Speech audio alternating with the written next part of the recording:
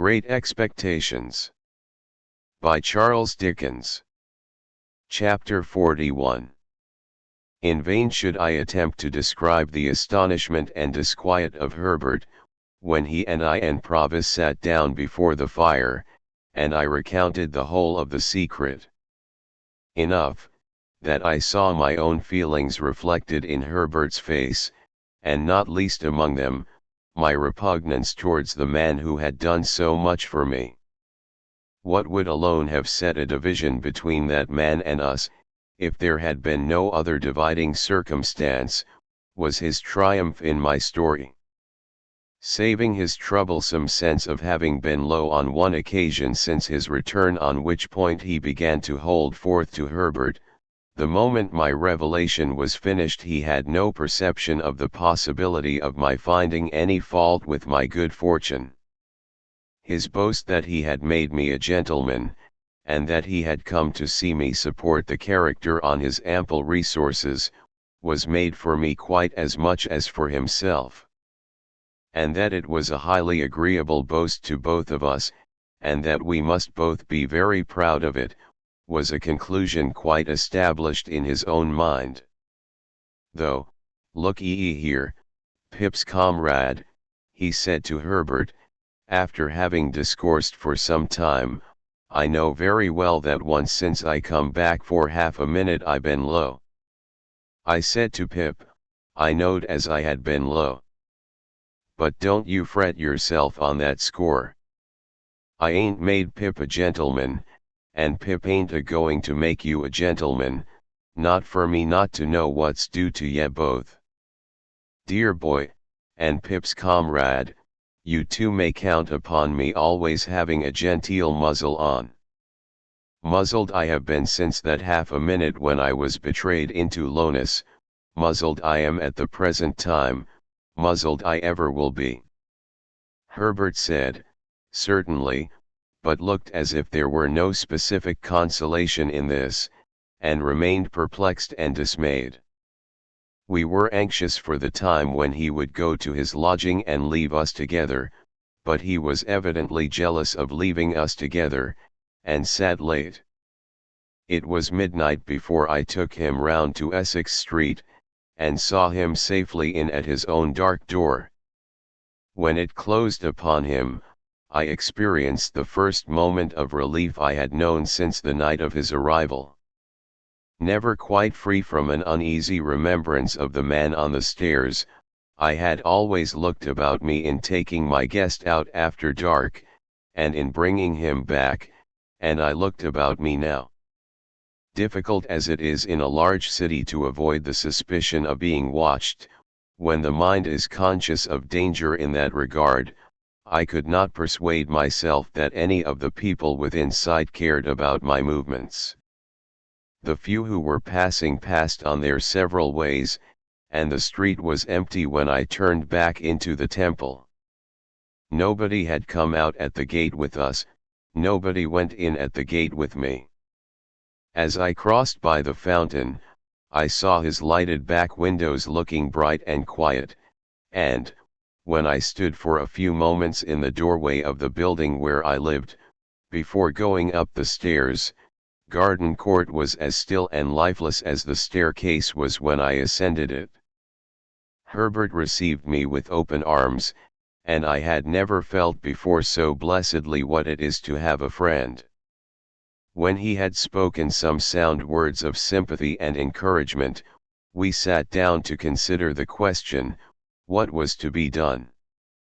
The chair that Provis had occupied still remaining where it had stood, for he had a barrack way with him of hanging about one spot, in one unsettled manner, and going through one round of observances with his pipe and his negro head and his jackknife and his pack of cards, and what not, as if it were all put down for him on a slate. I say his chair remaining where it had stood, Herbert unconsciously took it, but next moment started out of it, pushed it away, and took another. He had no occasion to say after that he had conceived an aversion for my patron, neither had I occasion to confess my own. We interchanged that confidence without shaping a syllable. "What," said I to Herbert, when he was safe in another chair, "what is to be done?" "My poor dear Handel," he replied, holding his head, "I am too stunned to think." So was I, Herbert, when the blow first fell. Still, something must be done. He is intent upon various new expenses, horses and carriages, and lavish appearances of all kinds. He must be stopped somehow. "You mean that you can't accept?" "How can I?" I interposed, as Herbert paused. "Think of him. Look at him." An involuntary shudder passed over both of us. "Yet I am afraid the dreadful truth is, Herbert, that he is attached to me, strongly attached to me." "Was there ever such a fate?" "My poor dear Handel," Herbert repeated. "Then," said I, "after all, stopping short here, never taking another penny from him, think what I owe him already. Then again, I am heavily in debt, very heavily, for me, who have now no expectations, and I have been bred to no calling, and I am fit for nothing." "Well, well, well," Herbert remonstrated. "Don't say fit for nothing. What am I fit for? I know only one thing that I am fit for, and that is, to go for a soldier. And I might have gone, my dear Herbert, but for the prospect of taking counsel with your friendship and affection. Of course I broke down there, and of course Herbert, beyond seizing a warm grip of my hand, pretended not to know it. Anyhow, my dear Handel," said he presently, "soldiering won't do. If you were to renounce this patronage and these favors, I suppose you would do so with some faint hope of one day repaying what you have already had.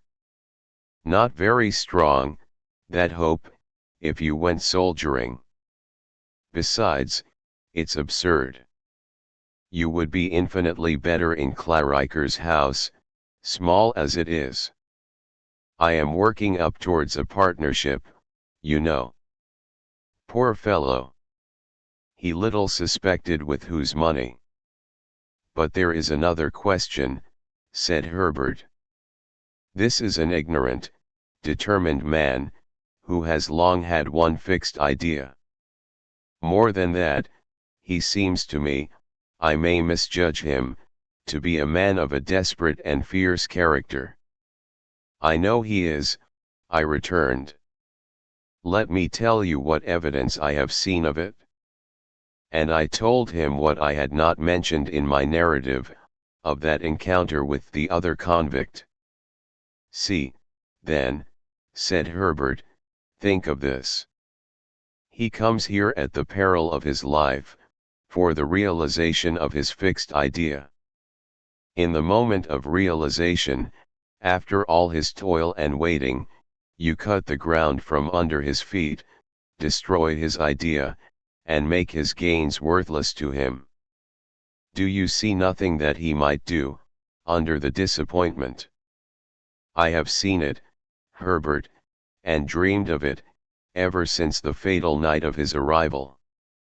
Nothing has been in my thoughts so distinctly as his putting himself in the way of being taken."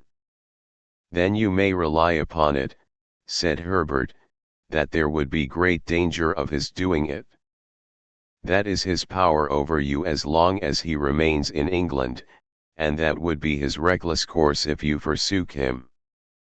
I was so struck by the horror of this idea, which had weighed upon me from the first, and the working out of which would make me regard myself, in some sort, as his murderer, that I could not rest in my chair, but began pacing to and fro. I said to Herbert, meanwhile, that even if Provis were recognized and taken, in spite of himself, I should be wretched as the cause, however innocently. Yes, even though I was so wretched in having him at large and near me, and even though I would far rather have worked at the forge all the days of my life than I would ever have come to this. But there was no staving off the question, what was to be done? The first and the main thing to be done, said Herbert, is to get him out of England. You will have to go with him, and then he may be induced to go.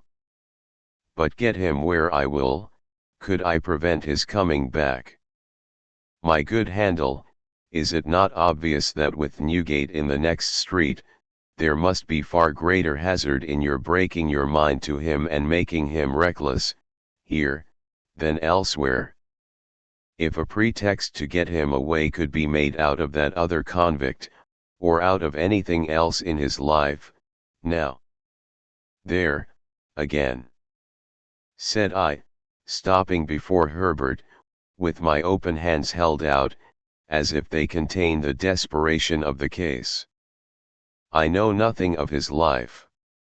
It has almost made me mad to sit here of a night and see him before me, so bound up with my fortunes and misfortunes, and yet so unknown to me, except as the miserable wretch who terrified me 2 days in my childhood.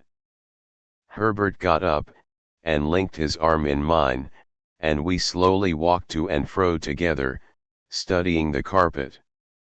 Handel, said Herbert, stopping, you feel convinced that you can take no further benefits from him, do you? Fully. Surely you would, too, if you were in my place. And you feel convinced that you must break with him. Herbert, can you ask me? And you have, and are bound to have, that tenderness for the life he has risked on your account, that you must save him, if possible, from throwing it away. Then you must get him out of England before you stir a finger to extricate yourself. That done, extricate yourself, in heaven's name, and we'll see it out together, dear old boy. It was a comfort to shake hands upon it, and walk up and down again, with only that done. Now, Herbert, said I, with reference to gaining some knowledge of his history. There is but one way that I know of. I must ask him point blank. Yes. Ask him, said Herbert, when we sit at breakfast in the morning. For he had said, on taking leave of Herbert, that he would come to breakfast with us. With this project formed, we went to bed. I had the wildest dreams concerning him, and woke unrefreshed. I woke, too, to recover the fear which I had lost in the night, of his being found out as a returned transport. Waking, I never lost that fear. He came round at the appointed time, took out his jackknife, and sat down to his meal.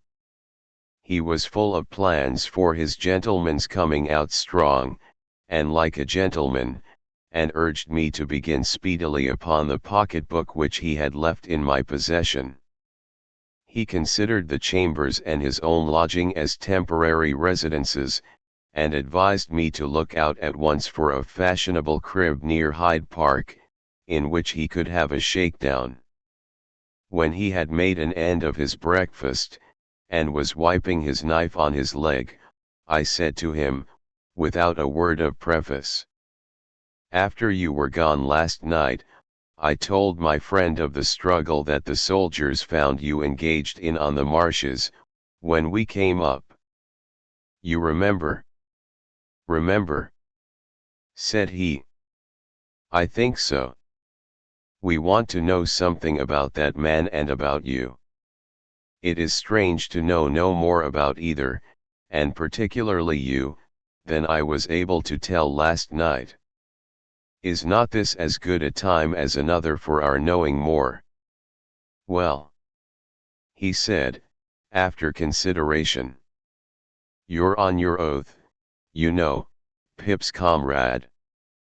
Assuredly, replied Herbert.